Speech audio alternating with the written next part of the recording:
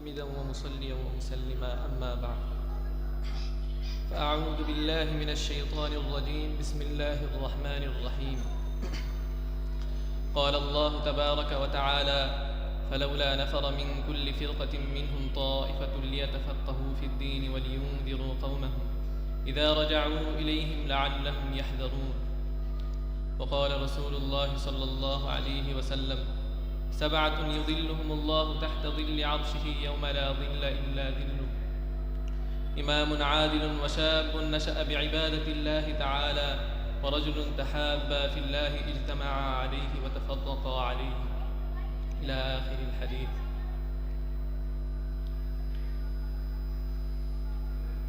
আমাদের মুগ্ধমণি সম্মানিত হাতিয়ার হুজুর বড় হুজুর ও আমার প্রাণপ্রিয় সকল আসাতিজায়ে কেরাম ও সম্মানিত অতিথিবৃন্দ এবং আমার তালিবুল ইলম ভাইরা,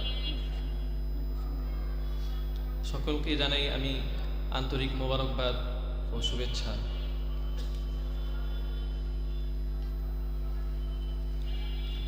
আমরা মার্কাজুল কোরআন আশরাফাবাদের একগুচ্ছ সন্তান। মার্কাজুল কোরআন আমাদের ইলমি মাতৃস্থান। আজ থেকে প্রায় সুদীর্ঘ 7 বছর আগে এসেছিলাম মার্কাজুল কোরআন আশরাফাবাদের এই উর্বর বাগানে। তখন মার্কাজুল কোরআন আমাদেরকে রুহানি সন্তান হিসেবে স্বাগতম জানিয়ে বরণ করে নিয়েছিল তার সুবিশাল এই বিদ্যাপীঠে। প্রথম বর্ষে আমরা ছাত্র সংখ্যায় ছিলাম 170 ছুঁই, কিন্তু সর্বশেষ মারহালা পর্যন্ত পৌঁছার সৌভাগ্য অনেকেরই হয়তো লাভ হয়নি। অনেকে প্রথম দিকেই ঝরে গিয়েছে, কেউ বা মাঝপথে, অনেকে আবার মার্কাজ থেকে চলে গিয়েছে। আল্লাহ তাআলার বড় মেহেরবানিতে আমরা প্রথম বর্ষ থেকে শুরু করে দাওরাতুল হাদিস পর্যন্ত পৌঁছার মহা নেয়ামত লাভ করেছি। এই অসীম নেয়ামতের শুকরিয়া জীবনভর আদায় করলেও শেষ হবে না, তবুও মৌখিক প্রশংসা তো আদায় করেই যাব। আলহামদুলিল্লাহ। আল্লাহ তাআলার পরে আমাদের এই পর্যন্ত পৌঁছার ক্ষেত্রে যাদের অবদান আমাদের জন্য মূল পুঁজি ছিল, তারা হলেন আমাদের সম্মানিত আসাতিজায়ে কেরাম। আসাতিজায়ে কেরামের সুদীর্ঘ মেহনত ও মুজাহাদা, আদর ও শাসনের সমন্বয়ে সুশিক্ষা পেয়ে আজ আমরা এই পর্যন্ত পৌঁছতে পেরেছি। আলহামদুলিল্লাহ। আমাদের প্রতি আসাতিজায়ে কেরামের যেই ঋণ ও অনুগ্রহ, তার প্রতিদান দেওয়ার সক্ষমতা ও যোগ্যতা আমাদের নেই। দুনিয়ার কোনো প্রতিদান তাদের ঋণ শোধ করার যোগ্যতা রাখে না। আল্লাহ তাআলা আপন শান মোতাবেক আসাতিজায়ে কেরামকে এর উত্তম বিনিময় দান করুন এবং আমাদেরকে আসাতিজায়ে কেরামের নাজাতের জরিয়া ও দারাজাত বুলন্দের ওসিলা হিসাবে কবুল করুন। আমিন। সম্মানিত আসাতিজায়ে কেরাম, আমাদের জীবনে আপনারা রুহানি পিতা, জন্মদাতা পিতার চেয়ে আপনাদের অবদান আমরা কম মনে করি না। জন্মদাতা পিতা আমাদের বাহ্যিক ও শারীরিক পরিচর্যা ও খেয়াল রেখেছেন, আর আপনারা আমাদের রুহানি আখলাকি ও আমলি পরিচর্যা করে আমাদেরকে প্রকৃত মানুষরূপে গড়ে তোলার প্রয়াস পেয়েছেন। কোরআন ও সুন্নাহর জ্ঞানের চাবি আমাদের হাতে তুলে দিয়েছেন এবং আমাদেরকে ইলমে নবুওয়াত তথা নববী আদর্শ ও চেতনার অমীয় সুধা পানে পরিতৃপ্ত করেছেন। দিনের খাতিরে দুনিয়া কামাই থেকে বিচ্ছিন্ন হয়ে নিজের পরিবার ও সন্তানের চেয়েও বেশি সময় আমাদের পিছনে ব্যয় করেছেন।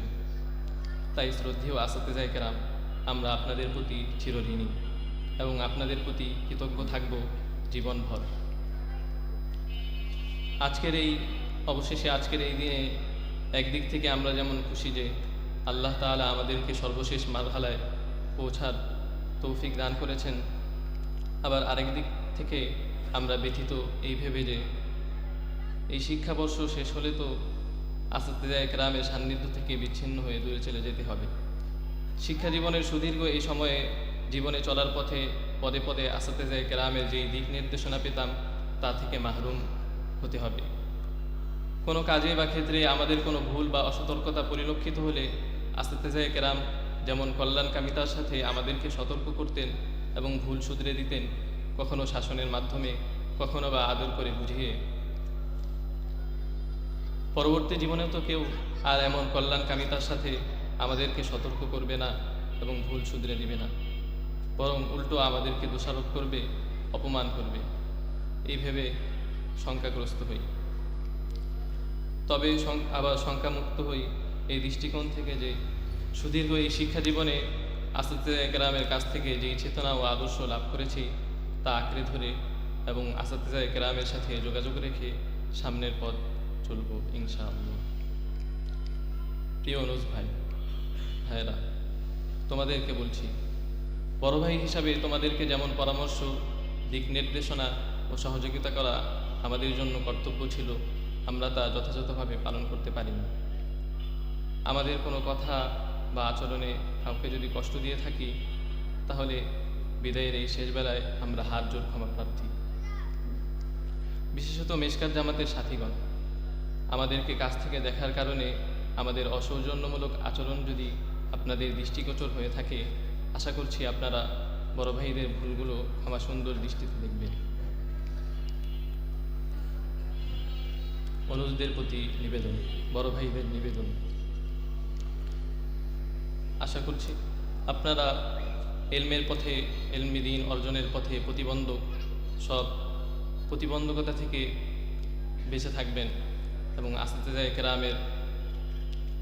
আসাতিজা কেরামের সাথে সুসম্পর্ক মৃত্যু পর্যন্ত আসাতিজা কেরামের সাথে সুসম্পর্ক বজায় রেখে এলমি জীবন গঠন করবেন এবং আপনাদের চেতনা, আপনাদের ধারণা যাতে এমন হয় যে আজকের দিন যেন আগামীকালের চেয়ে উন্নত হয়, এই মেজাজ বা এই ধারণা যেন আমাদের স্মৃতিপটে বদ্ধমূল থাকে।